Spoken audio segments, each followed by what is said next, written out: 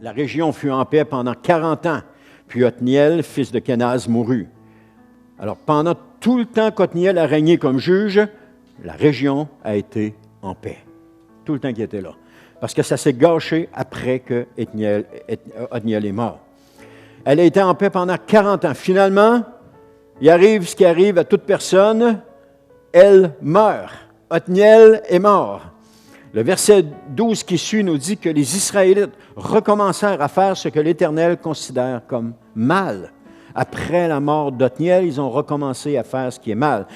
Qu'est-ce que Dieu considère comme mal? On l'a vu tantôt au début. Oublier Dieu et rendre un culte aux idoles. Alors nous voyons cela aussi dans le Nouveau Testament. Après la mort de Jésus, Pierre et d'autres disciples décident de retourner à leurs anciennes occupations.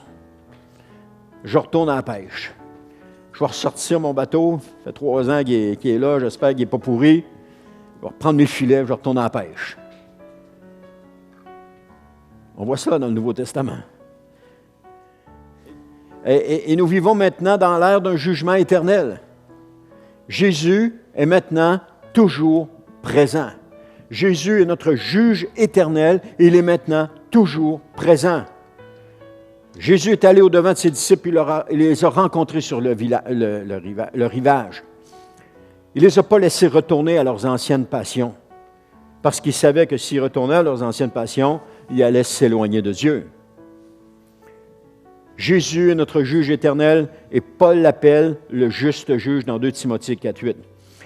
Il est, en parlant de Jésus, ressuscité, il ne meurt plus. Il est là pour toujours nous délivrer. Toujours nous délivrer. Quelle que soit la situation dans laquelle on vit, si on appelle Jésus, il est là pour nous délivrer. Lorsque le peuple, et on voit ça dans les juges, lorsque le peuple criait à Dieu, parce qu'il s'était éloigné de Dieu, il criait à Dieu, et je le répète, si tu es obligé de crier à quelqu'un, c'est parce qu'il est loin de toi, c'est pas parce qu'il est proche. Parce qu'il est proche, je veux dire, crie pas, je t'entends, mais c'est parce qu'il est loin. Alors, chaque fois que le peuple s'était éloigné de Dieu, il devait crier à Dieu parce que Dieu était loin, était rendu loin d'eux autres. Mais Dieu ne s'était pas éloigné, Dieu était resté toujours à la même place. Mais eux, dans leur vie spirituelle, s'étaient éloignés, ils s'étaient reculés, ils étaient partis loin en arrière. Alors, ils ont crié à Dieu. Et toutes les fois, ça durait 40 ans ensuite de ça, ils se détournaient de Dieu, allaient vers leurs idoles, et là, ça allait mal. L'oppresseur, Dieu envoyait un oppresseur, et là, le peuple criait encore à Dieu, et Dieu suscitait un libérateur. C'est des cycles de 40 ans où est-ce que tu as un oppresseur et un libérateur qui est constamment là à travers le peuple. Mais avec Jésus comme juge, le cycle, il est terminé. Parce qu'il a mis fin en allant au-devant de ses disciples. Il a mis fin à ce cycle-là. Et si c'était l'Éternel qui est votre Dieu, attachez-vous à lui de toutes vos forces et de tout votre cœur. C'est ça que la Bible nous dit. C'est ça que ça nous dit. Si vous vous êtes détourné de Dieu, vous avez fait ce que l'Éternel considère comme mal. Revenez à l'Éternel. Revenez à Dieu. Revenez dans sa présence.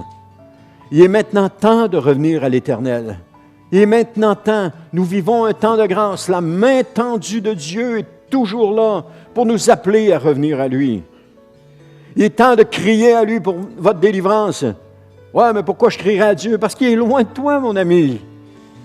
Tu t'es éloigné de Dieu. Il est loin de toi. Crie à lui pour ta délivrance. Retourne à lui en courant. Jésus est notre juge éternel, puis il va nous délivrer. Restez pas dans cette condition.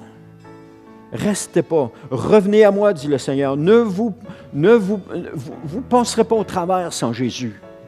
Même dans notre vie, sans Jésus, on ne passe pas au travers. J'ai besoin de Jésus dans ma vie, plus que toute autre chose. Jésus, vous savez, il est notre colonne vertébrale spirituelle. C'est lui qui nous tient droit. Vous savez, une poupée de chiffon, là, c'est tout mou, là. Mais quand tu la prends et tu la tiens, elle se tient toute droite, là. C'est la même chose.